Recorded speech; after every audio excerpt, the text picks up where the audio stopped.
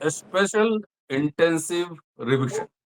बिहार में चुनाव है अक्टूबर में, विधानसभा का, और इसको लेकर मतदाता प्रमाण पत्र, मतदाता वोटर कार्ड को लेकर स्पेशल इंटेंसिव रिविजन चल रहा है।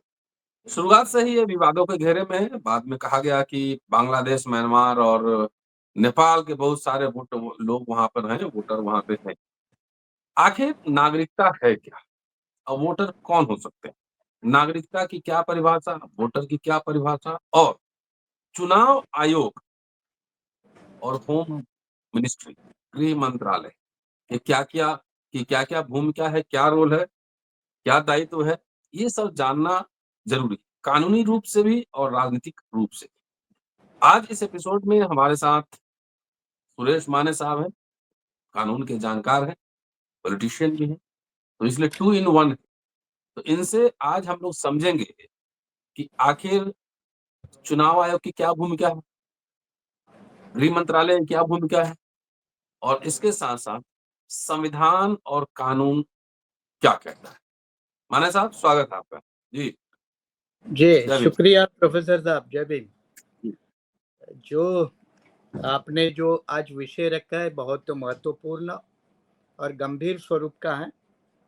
जी। ना कि सिर्फ बिहार से जुड़ा है बल्कि पूरे देश के साथ जुड़ा है, देश के चुनाव प्रणाली के साथ, और चुनाव प्रणाली के साथ होने के कारण ये कानूनी जितना मामला है उतना राजनीतिक मामला है।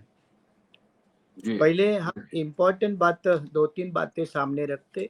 उसमें नंबर 1 कि हाल ही जो महाराष्ट्र में असेंबली का चुनाव हुआ उसमें 6 बजे के बाद 77 लाख वोट पड़े थे एक्स्ट्रा, और उस 77 लाख वोट को लेकर चुनाव आयोग के सामने राहुल गांधी जी की तरफ से बार बार दरखास्त की गई कि उसका एक्सप्लेनेशन दे दो।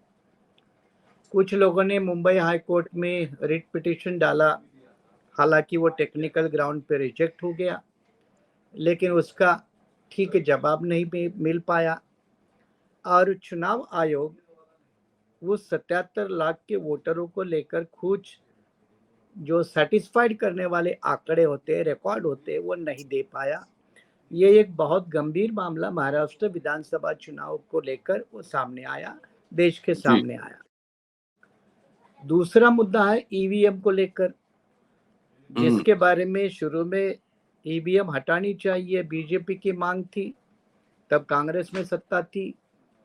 अब बीजेपी सत्ता में है और कांग्रेस और अन्य दलों की यह मांग है कि ईवीएम निष्पक्ष नहीं है, उसमें मैनेजेबल कैपेसिटी है और इसलिए वोटों का हेरफेर होता है, तो ईवीएम भी संशय के दायरे में है।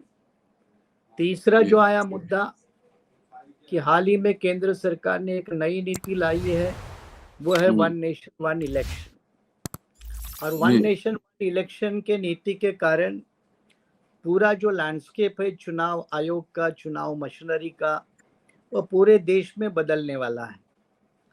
तो ये 3 जब अत्यंत महत्वपूर्ण मुद्दे देश के सामने है, इसी बीच बिहार में जो स्पेशल रिव्यू चल रहा है, special intensive review of electoral roll, जिसको हिंदी में मैंने बिहार के इलेक्शन कमीशन के साइट से उसको डाउनलोड किया, उसका ट्रांसलेशन है विशेष गहन पुनरीक्षण, विशेष गहन पुनरीक्षण, ये उसका ट्रांसलेशन उन्होंने दिया।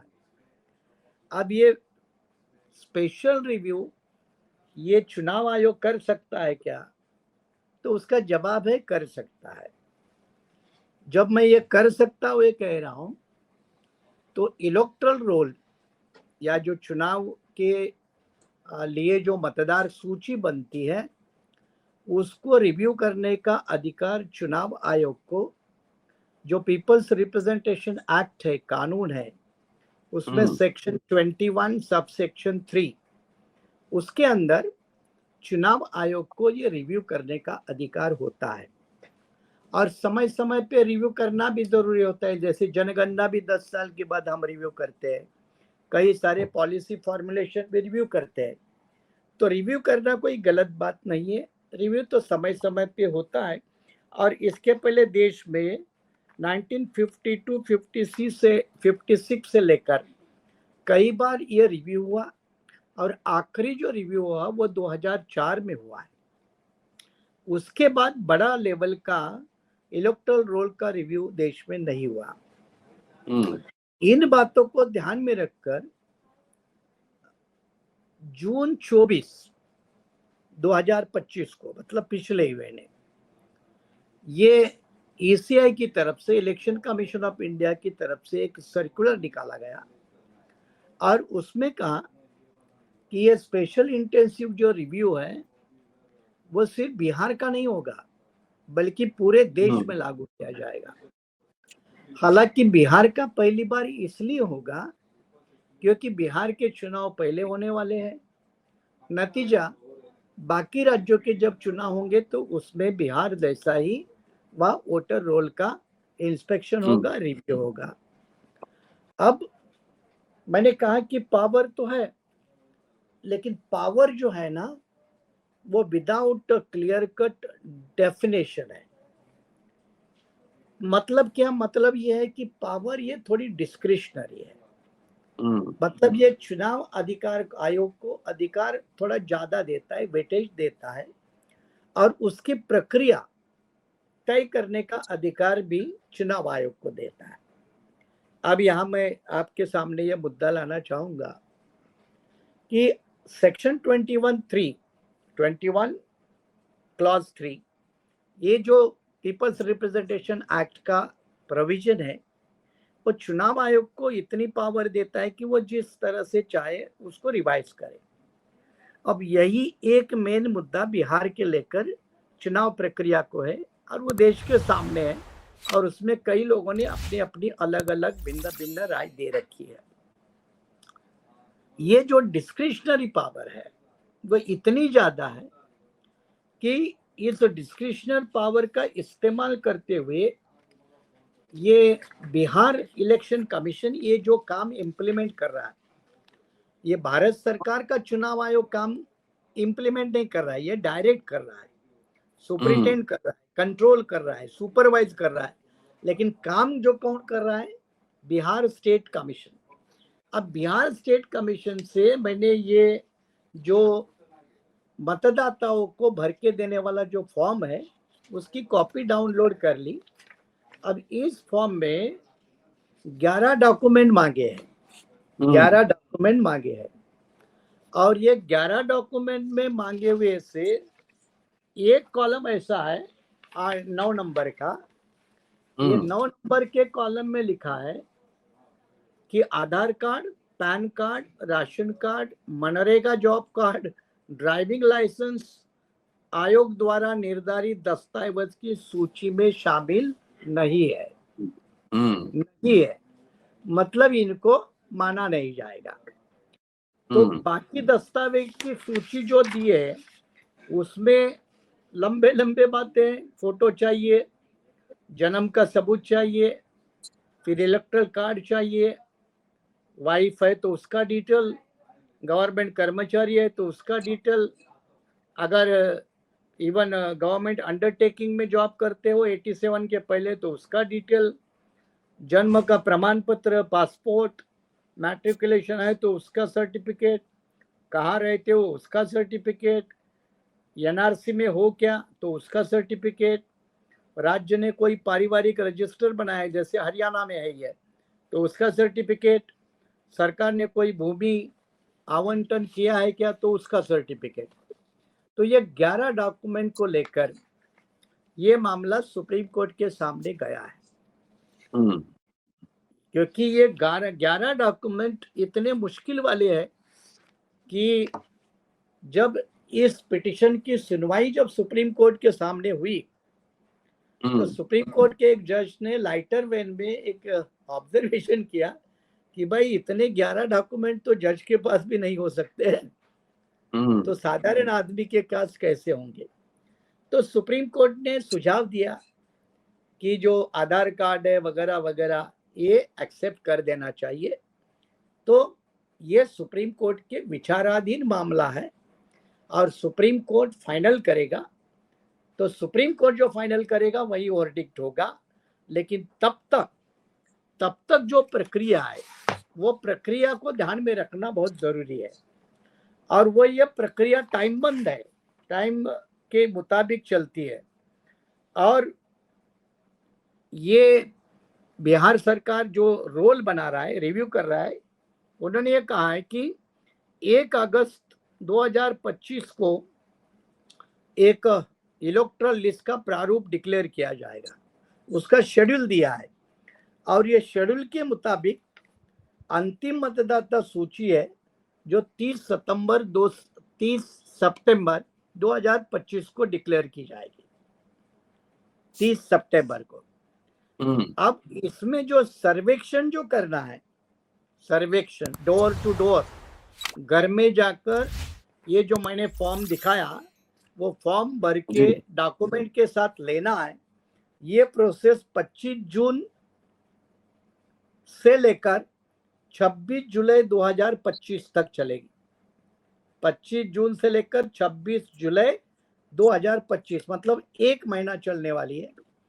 इसमें गवर्नमेंट के जो BLO कहते हैं, उसको ब्लॉक लेवल के ऑफिसर कहते हैं, उनको और उनके द्वारा नियुक्त एन्यूमरेटर, मतलब घर में जाके जो सर्वे करेगा, वो सारे लोग ये फॉर्म भर के लेंगे।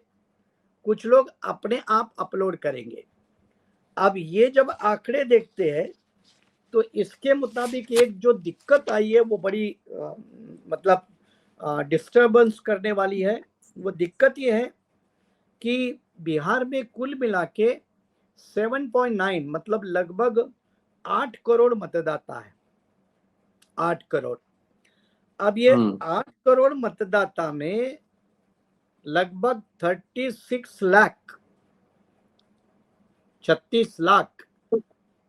इनका जब रिव्यू हुआ तो रिव्यू में ये जो एड्रेस दिए है उस एड्रेस पे नहीं मिले, उसी एड्रेस पे नहीं मिले। मतलब 36 लाख वोटर जिन्होंने जो एड्रेस दिया है वहां वो नहीं रहते, ऐसा सर्वे बताता है। तो नेचुरली ये 36 लाख वोटर कटने की संभावना है। अब उसमें दूसरी एक बात है कि बिहार की वेबसाइट ये कह रहे, बिहार स्टेट इलेक्शन कमीशन की, कि लगभग 89% वोटरों ने फॉर्म भर के दिए हैं, 89%, और उसमें से 82% ये ECI के वेबसाइट पे अपलोड हो गए, ECI के, इलेक्शन कमीशन ऑफ इंडिया के। अब इसमें और एक गंभीर बात है कि ये स्पेशल इंटेंसिव रिव्यू जो है उसके अंदर ये बिहार सरकार की तरफ से कहा गया है, इलेक्शन कमीशन की तरफ से, कि 93% वोटर को कवर किया है, 93% वोटरों को कवर किया है। ये सारे डेटा आज के टाइम्स ऑफ इंडिया में भी पब्लिश हो चुके हैं, सो पब्लिक डोमेन में भी है और बिहार इलेक्शन कमीशन के माध्यम से आए हैं। लेकिन जो मुद्दा गंभीरता का आया है वो ये है कि 36 लाख वोटर ये दिए हुए एड्रेस पे नहीं मिले। अब इसमें और एक दिक्कत है कि ये 37 जो लाख वोटर है वो गए कहाँ? तो उसका प्रैक्टिकल रूप से हमें 2-3 जवाब मिलता है। वो जवाब ये है, एक तो इसमें मरने वाले कितने हैं, और मरने वाले लगभग सरकारी आंकड़ों के मुताबिक 1.6% है, 1.6%। तो 36 लाख में मरने वाले 1.6 है, मतलब लगभग 1.5% है। फिर इन्होंने कहा है कि माइग्रेशन होता है, लोग गांव छोड़ते हैं, एक शहर से दूसरी तरफ जाते हैं, नौकरी के लिए अपने दूसरे नए शहर की तरफ जाते हैं। तो माइग्रेशन के कारण ये कहा गया है कि लगभग 2.5% वोटर बिहार का ये माइग्रेट हो चुका है और इसलिए वो पुराने जो एड्रेस दिया है वहां नहीं है। तीसरा एक जो कारण दिया है कि बिहार के कुल वोटरों में से 0.7% वोटर ये मल्टीपल जगह पे मिला है। मल्टीपल मतलब एक से ज्यादा जगह पे उसका नाम मिला है। तो ये 3 कारणों की वजह से 36 लाख वोटरों का भवितव्य अभी फैसला नहीं हुआ है। अब इनका क्या फैसला होगा वो सुप्रीम कोर्ट के फैसले के ऊपर निर्भर होगा। लेकिन फिर यहाँ एक और कानूनी बात को समझना होगा। मैं पॉलिटिकल बात के ऊपर बाद में आऊंगा, इसलिए पहले लीगली सारी बातें समझते। एक तो है कि 2003 में जब अटल बिहारी वाजपेयी प्राइम मिनिस्टर थे तो सिटीजनशिप कानून में बदलाव किया था और उस बदलाव के तहत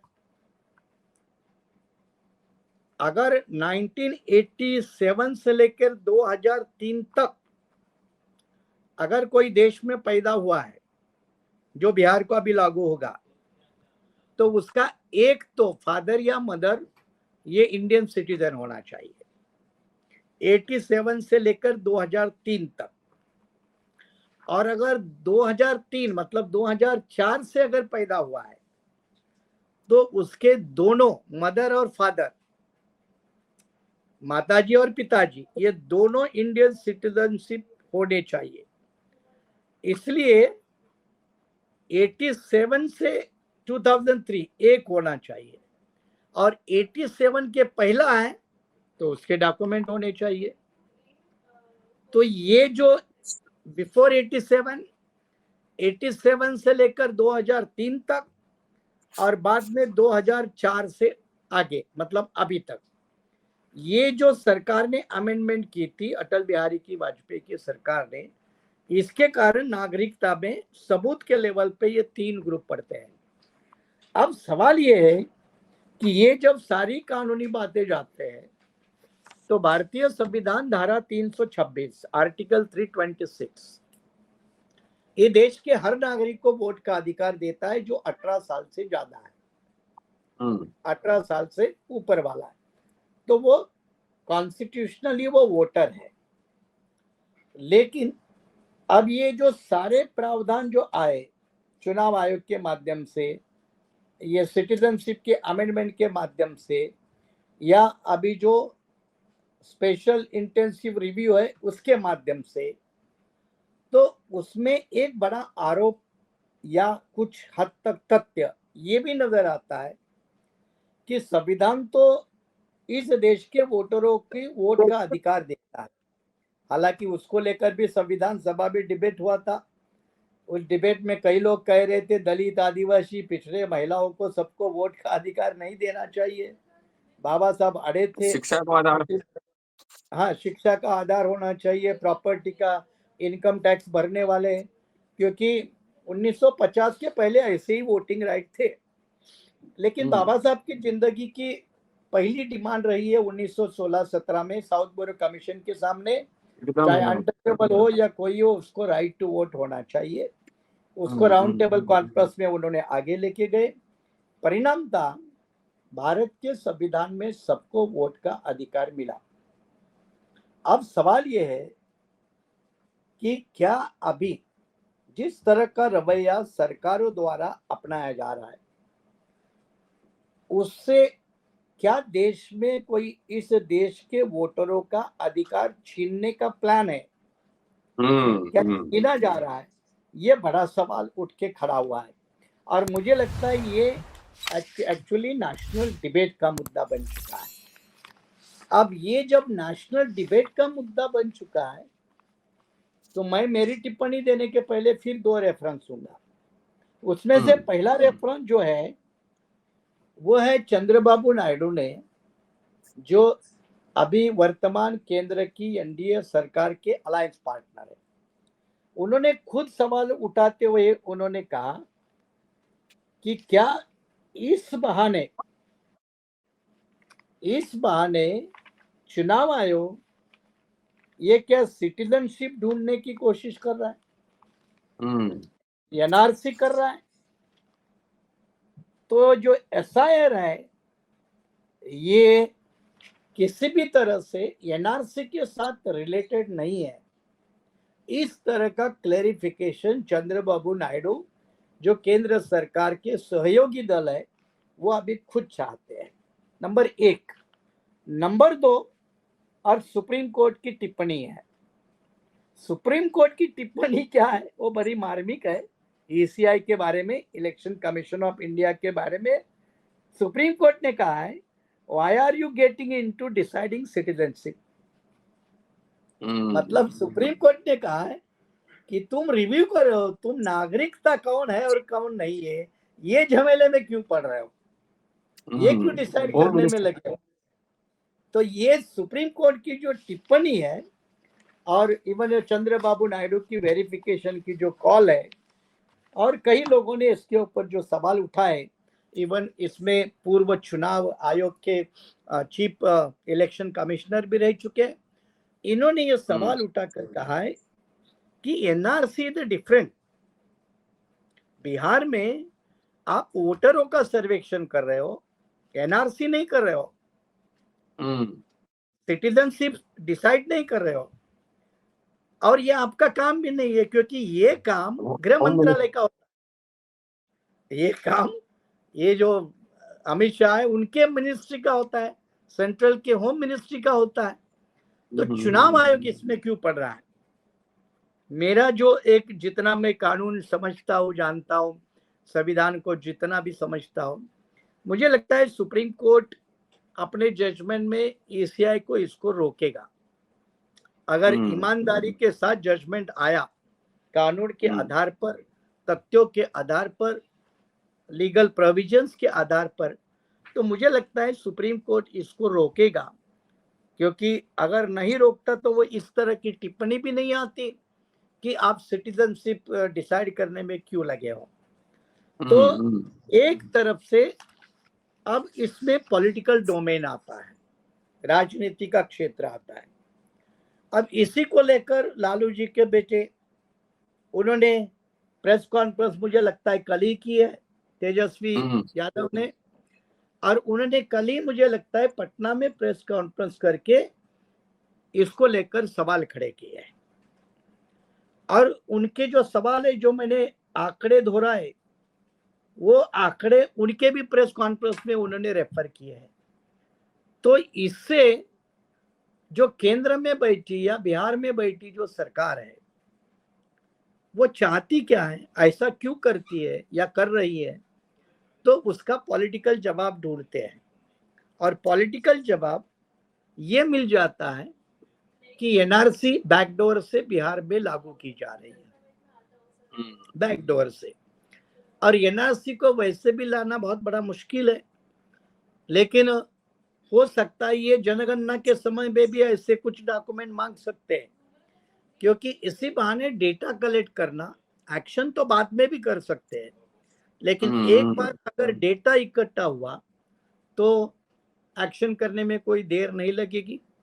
और इसीलिए ये जो बॉर्डरिंग स्टेट है, खास करके जैसे नॉर्थ ईस्ट के है, आसाम है, सीमावर्ती प्रदेश है, जैसे बिहार है, बिहार भी बॉर्डरिंग स्टेट है, तो यहाँ तो बाहरी स्टेटों से, नेबरिंग फॉरेन कंट्रीज से लोग आते हैं, भाषा उनकी समझ भी नहीं आती। नेपाल से आने वाले लोग और सिक्किम में रहने वाले लोग, इनकी भाषा तो नेपाली है, रहन सहन, जिंदगी जीने का तरीका एक है। फिर बांग्लादेश से आने वाले बंगाली और वेस्ट बंगाल के बंगाली, उसमें फर्क क्या है? कोई फर्क नहीं है। लहजा एक है, कल्चर एक है, भाषा एक है, तो कोई फर्क नहीं है।